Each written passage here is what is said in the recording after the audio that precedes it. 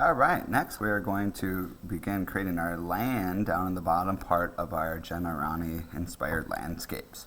So if you were gone last time or you didn't quite get all of your sky finished, we'll begin with that first. But then when you're ready, you're going to start with a pencil. And the first thing we're going to do is try to create that shadow on the left side of each kind of mountain peak. A couple of different ways you could do that. You could either start at like the peak and kind of draw a line coming down to split it in half a little bit, and then you just come back upwards until you touch that mountain line again. Some people may choose to draw this line at the bottom first to then maybe start from the bottom and then go upwards, but to be honest, this does not need to come all the way down to the bottom of your mountains anyways. We're just trying to split them in half a little bit to give us an area to create that little texture kind of shadow space. So some of these here are a little bit skinnier, so I'm just going to do a smaller one like this. Maybe like that.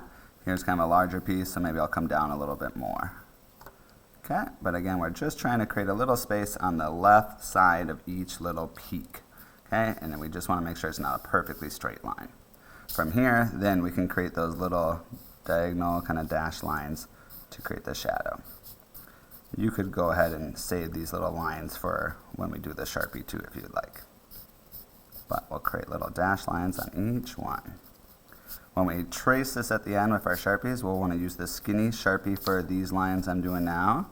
And then we're also going to use the skinny Sharpie to create a few more texture lines just on the other parts of the mountain. So we might just have a few lines here like this, just to give it a little bit more texture. Now, you can see my mountains are done for the most part, so I need to now create a little line at the bottom. This, again, doesn't need to be perfect, just some sort of line to show the bottom of the mountain. From here, we want to add at least 2 more lines below this one. You could go just straight across, or you could kind of pick one point and have all your lines come from that. It's really up to you. Some of us may even want to choose to include like a river in ours, so I'll kind of show that next. So imagine this is my second line. I need to do one more, but if I want to make this into a river, I'm going to start with it really skinny back here, close to that last line, and as I come down, I want to get it wider. This is kind of that linear perspective that we saw in that video. Now I got my 3 lines underneath my mountain, so now I need to start adding a few extra little things down here. My goal is for you to add at least as many things as your age. So to start, maybe you want to create a few small lines back here for some baby trees. Remember we talked about how things get smaller the farther away they go. So as I come down lower, I want these lines to be a little taller. I want each tree to get taller as it comes down lower. Once I create my little line, then I'm just doing these tiny little slanted dash lines to try to create like a little cone shape for each tree. These back here are so tiny because they're so far away, so just a few lines will do it. But as we get down lower, we want to make sure we have more. You don't want to leave too many big spaces in between the lines. But keep in mind, we're making something that grows in nature. It's never perfect, so it's okay if one has more dash lines than the other. You just try your best to create a cone-shaped pine tree. Of course, if it gets too wide up at the top, you could always add a few more little pieces. Okay, so look at that already. I'm creating some space by changing the size of my tree. Maybe I want to create like a little tent. Here's one idea. You could create a little triangle, then decide which direction you want the tent to go. Draw a line for how long it is on both top and bottom, and then reconnect it. And I could even put like a little line there, maybe some lines on it. You decide. You could decorate however you want.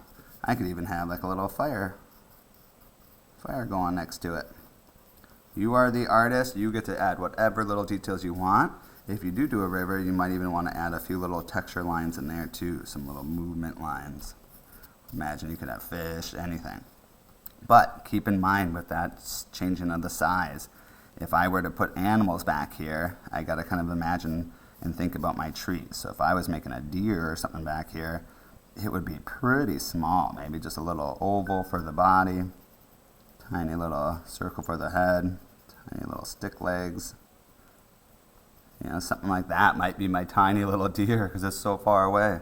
Something a little bit bigger down here, I could, if I was making like a bear, down here it would be a little bigger.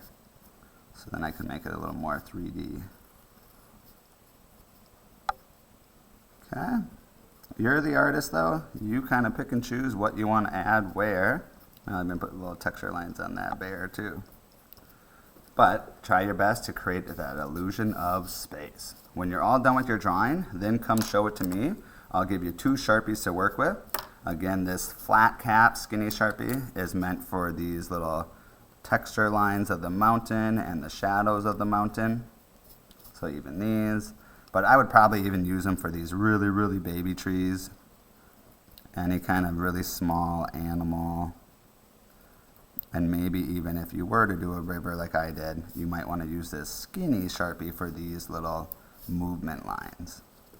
But all the other areas we'll want to trace with a large Sharpie. So we'll want to make sure we go right where our mountain meets our colorful sky, go over all of this, and then you want to trace over all this stuff down here too. When you're all finished, you can even trace around the whole big circle and then cut it out. But after you cut it out, please make sure you flip it over and write your name with pencil on the back. And then you can put your class code as well. There you go. Have fun. When you're all finished, you can put it on the middle table. Here's 2 that were all complete. Let's see what you can do.